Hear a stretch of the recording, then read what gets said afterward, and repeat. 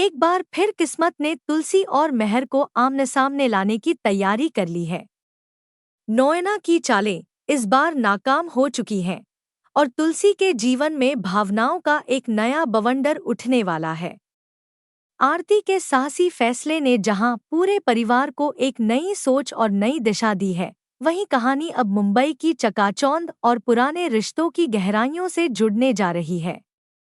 मेहर का नोएना से यह साफ कहना कि शादी के बाद भी वह उसे कभी हासिल नहीं कर पाएगी, इस बात का संकेत है कि उसका दिल आज भी उसी अतीत में अटका हुआ है जिसे वह कभी पीछे छोड़ने की कोशिश कर चुका था।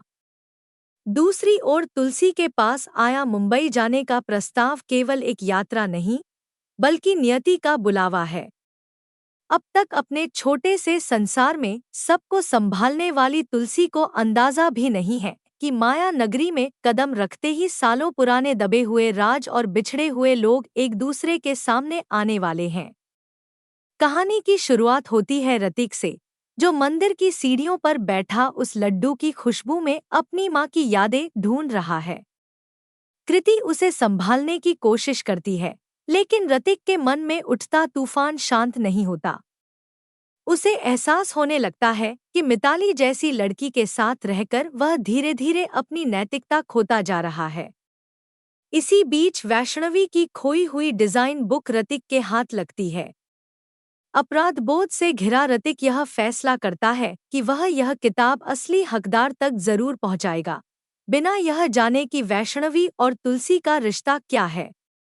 जब तुलसी मुंबई जाने के प्रस्ताव पर विचार करती है, तो उसके मन में डर और उम्मीद दोनों साथ साथ चलते हैं।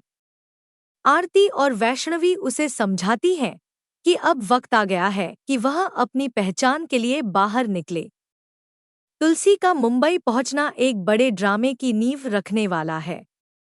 उसी शहर में मेहर भी मौजूद है, अपनी बिजनेस दुनिया और नोएना के साथ उलझे हुए रिश्ते के बीच फंसा हुआ। संयोग ऐसा बनता है कि जिस कंपनी के लिए तुलसी को मुंबई बुलाया गया है, उसके तार कहीं न कहीं मेहर के बिजनेस साम्राज्य से जुड़े हुए हैं। दूरियां अब धीरे धीरे सिमटने लगेंगी, लेकिन यह मिलन आसान नहीं होगा। नोएना, जिसे मेहर ने साफ कर दिया है कि वह कभी उसकी नहीं हो पाएगी, अब तुलसी को अपने रास्ते का सबसे बड़ा कांटा मानने लगती है। आने वाली कहानी में किस्मत की डोर सबको एक ही छत के नीचे ले आएगी। ऋतिक, जो तुलसी की ममतामयी छवि से अब तक अनजान है, धीरे धीरे उसके व्यक्तित्व की ओर खिंचने लगता है। उसे तुलसी में वही सुकून महसूस होता है जो उसे अपनी माँ की यादों में मिलता था।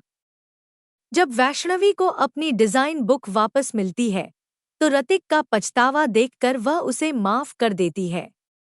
यहीं से दोनों के बीच एक नई केमिस्ट्री जन्म लेने लगती है। लेकिन असली भूचाल तब आएगा जब एक बड़े इवेंट में मेहर और तुलसी का आमना सामना होगा। तुलसी की वही सादगी और आंखों में वही दृढ़ता देखकर मेहर के पैरों तले जमीन खिसक जाएगी। नोएना इस मुलाकात को रोकने की हर मुमकिन कोशिश करेगी। वह तुलसी के अतीत को उछालकर उसे नीचा दिखाने की चालें चलेगी।